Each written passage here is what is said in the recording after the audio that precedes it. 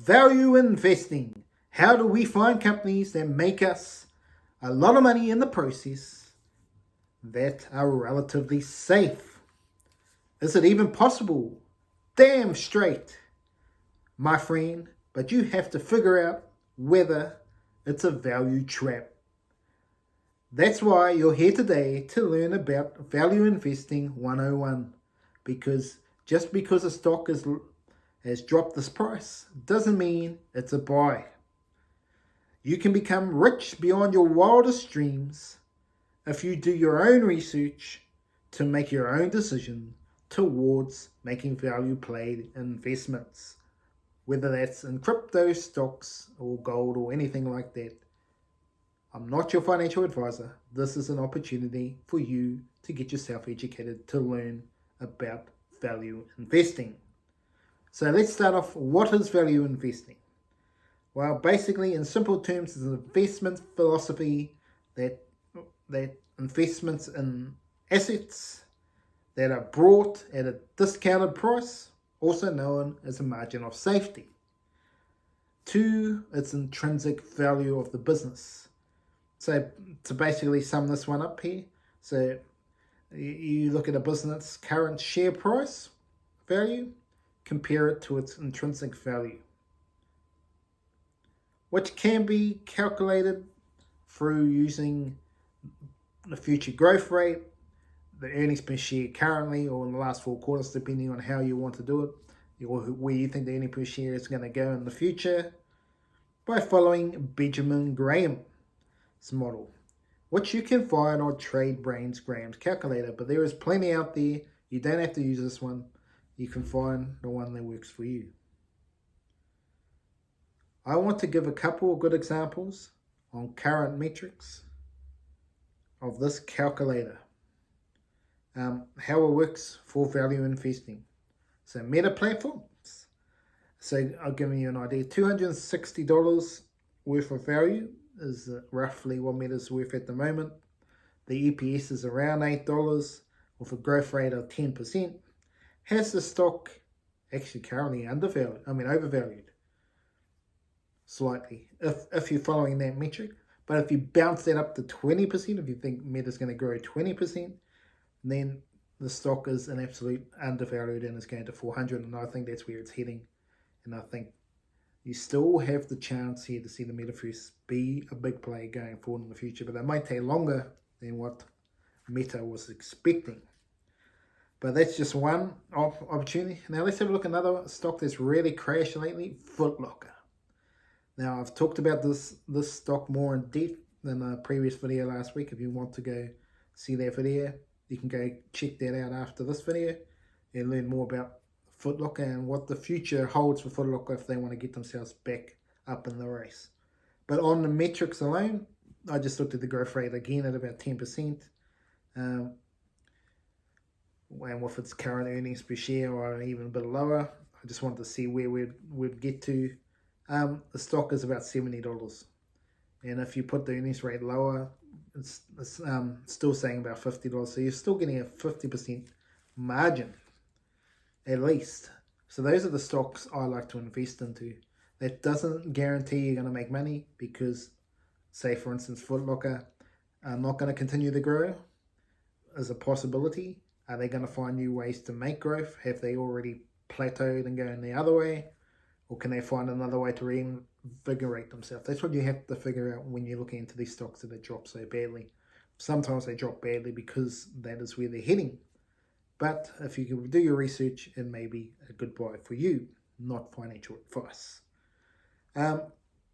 So this is just a few examples of what can happen with stocks like this. What does the future hold? Well, I'm telling you now, it's not just about a stock price has fallen in half. You need to do research into more things around how the stock is going to improve you. So, because the stock could just fall in half again for Foot Locker and then just stay there forever. You look at some stocks like you got GoPro future, Beyond Meat, whether that ever goes back up again or probably not.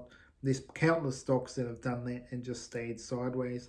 A lot of cannabis companies have done that, skyrocketed and just gone big time down and never recovered. So this is all stuff you need to be aware of when you invest into these stocks that are dropping rapidly. Sometimes there is a real reason and the fundamentals have changed in the business. But that doesn't mean you're doomed. Yes, if you've made those investments before, you can get yourself back on track right here with Financial Guru. To give you the real advice to help you educate yourself to make better decisions on your financial goals. Remember to like and subscribe to the channel. We just need to tap it in, tap it in, tap on that like button just like Happy Gilmore does. Put a smile on your face and let's do some self-love as we continue this video to see what value investing can do for you. Yes, you want to be like Warren Buffett. You want to be like Charlie Munger, Mohnish Pabrai, Financial Education Jeremy, Paul Everything Money, and the list goes on. Just giving you all different examples, people, YouTubers, and the rich of the rich, just to give you a chance to understand other people you can look at if you want to look more into value investing. These are the people you need to look into. One size does not fit all when it comes to this sort of investing. There's all different ways to value a stock. Like this is the example I gave you is only one of like 1,000 options that you can look for in terms of what you like to buy. If we look at Warren Buffett, for instance, he likes to buy into banks and petroleum stocks and more other stuff as well. But this is where his bread and butter is, and he likes simple companies that have got a big moat and are going to be there for the future. That's where he's invested most of his money over time. But for instance, for you at home, you might be like really into sweets. So say the Cheesecake Factory, Hershey's, all these sort of companies. If this is something you're interested in, to do the research on these companies. If you like sports shoes, if you like that, do your research on Nike, Adidas. They're the two leaders in the game. But is there anyone else from the Pumas, the Reeboks, the Foot Lockers, all these other companies? Can any of these find a way to come up and join those two conglomerates? That is the question you need to find out. Pharmaceutical companies, say Pfizer went flying up at one point. You look at the EV range here, you got Tesla has been flying to the moon, and you got NIO, Rivian. Can any of those lower ones absolutely fly up and catch Tesla? Or is Tesla just gone way ahead of the bunch? And same if you get into tech companies, Apple, Amazon, Microsoft. You can research. So there's a lot of ways to value invest. You can value invest into just one industry. A lot of people say to diverse into a whole lot of stocks. I personally would not want to invest more than 10 stocks. I think you could actually invest in 5 and be very, very, very wealthy.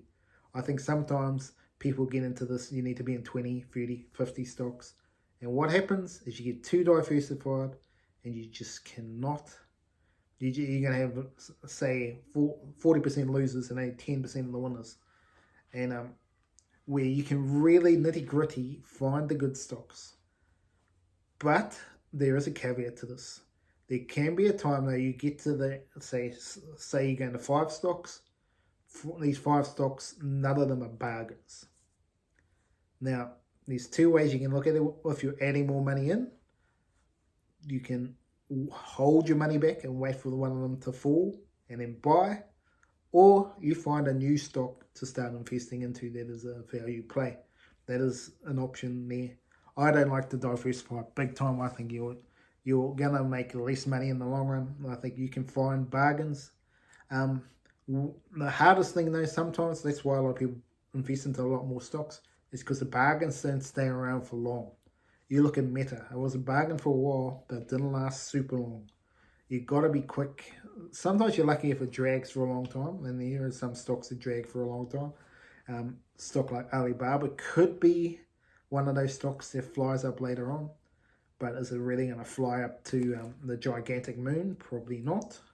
But sometimes a stock like that could be an opportunity to make money, but you might have to wait 5-10 years for that money to actually come into your wallet. And sometimes people don't want to wait around that time and try to get into the winner, say GameStop, and that drops now.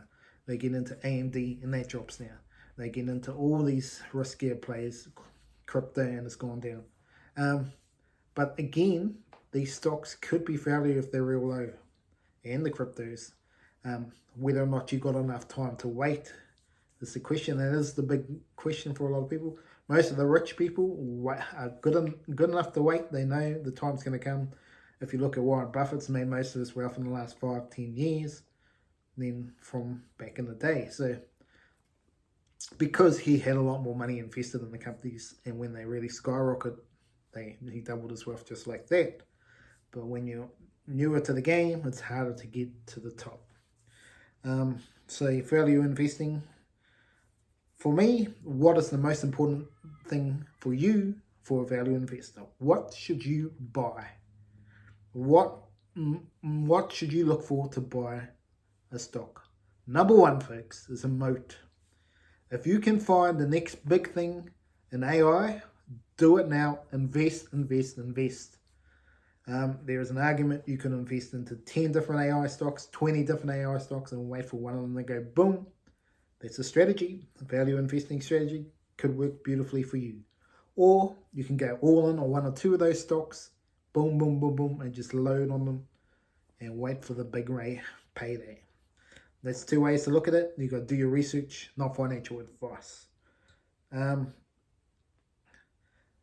But yes, looking for a moat in the company. So obviously moats are differentiated between ones, but Coke found the moat. They found how to advertise beautifully.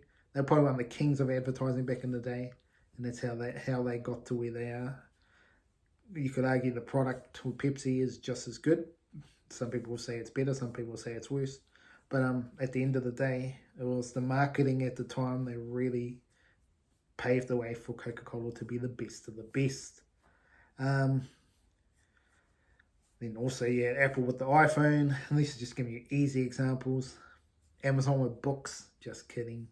But Amazon with the e-commerce side really flew up the ranks. But also, you've got to realize that sometimes that it doesn't last forever. And that's probably the question you have with Apple at the moment. Yes, phones been around for, not a long time, but in the tech age, have been around a long time. Will phones be the future? That's another question, and that's what Apple need to figure out too. At the moment it is, and it's been the way for a while, but will we get away from phones? That is going to be the question. A lot of people are saying, you're kidding, Barry, you're kidding. But I tell you what, as the technology comes, boom, click a switch on here, and it all comes out in front of you. I mean, this is stuff that is in the pipeline, and smartphones might not be around forever. I mean, saving your hands from doing this all the time, if it just, you can think about it, like with the AI technology, just think about it, it comes into your head. It could come in like a bit of a hologram there, you just wear something like these, boom. It's just something to think about when you're looking at investments. Where is the worst case scenario in the value investing? Where can it go wrong for the company before you invest? Yes, as I said before, when you look at the Nike stocks, Nike stock have done well because of the Jordan with their branding. Can the competitors find something? That's where you need to look for. If you think there's one of these competitors that can actually challenge Nike, at the moment you've got to be kidding me. But that doesn't mean they can't be challenged. It's just they got to really work at their craft and have the belief that they can take Nike on. And often it takes a lot of money if you want to take on Nike, for instance. They're not a super big company, folks. I'll tell you what, Nike are a big company. Don't get me wrong. But they're no Apple. They're no Microsoft. So there is companies out there that could actually, they're not in the shoe game right now. They could put a bit of money into shoes. Would you like an Apple shoe? This is serious stuff that could happen in the future. Because they've got so much money, they can really just do a lot of things. Amazon as well. This is just stuff to think about when you're looking at value investing. What can other companies do if they want to expand into these new industries?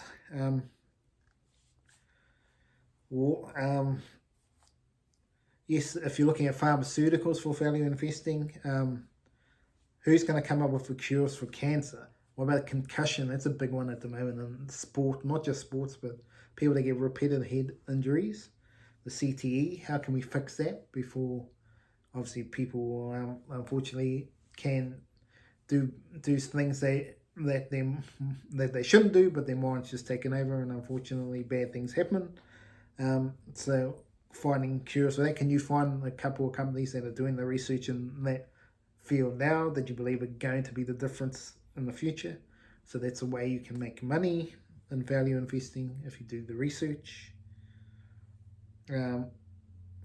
Yes, Meta, for an example, changed their name to obviously from Facebook to Meta Platforms, expecting that that the metaverse was going to take off, but maybe they just bit the bullet a little bit too early, and their stock crashed for a while, but has bounced back a bit, but it's still way down from where it currently was. But what did they do to rectify that? They did job losses. They cut their employees, which again is good for the short term, but if you're wanting to continue to expand, they're going to have to re-employ some of these people again to start going forward, depending on how you look at the business going forward. Even though it's a year of profitability, or for Meta, you still want to be growing if you want to be the big dog. Like Meta's got a long way to go to be an Apple, Microsoft, etc. A long way from them at the moment in terms of market cap. So you don't want to. So when you're looking at a value investment, you there's plenty of things you need to look at when you're looking at value investing. So shares outstanding, for instance. Sometimes when stocks are brought, when they issue more shares, when the stock is high, it's actually a good thing for the company because they can use their money to invest. But it's not good, say, on the person individually, you get diluted. But it's actually good for your business over long term if they spend it wisely and grow the business, so you get the money that way. But ideally, once the company has matured, they will start buying back the business, so you own more and more of the company. But really, the growth is where you make the money. So don't always think of issuing more shares as a bad thing. So what else do you need to do? Well, obviously, for me, what you need to look at here is the revenue. Where's the revenue going in value invest? When you're value investing, you're expecting that revenue to continue to go up and up and up. Is the net income improving? You want the net income to improve as well.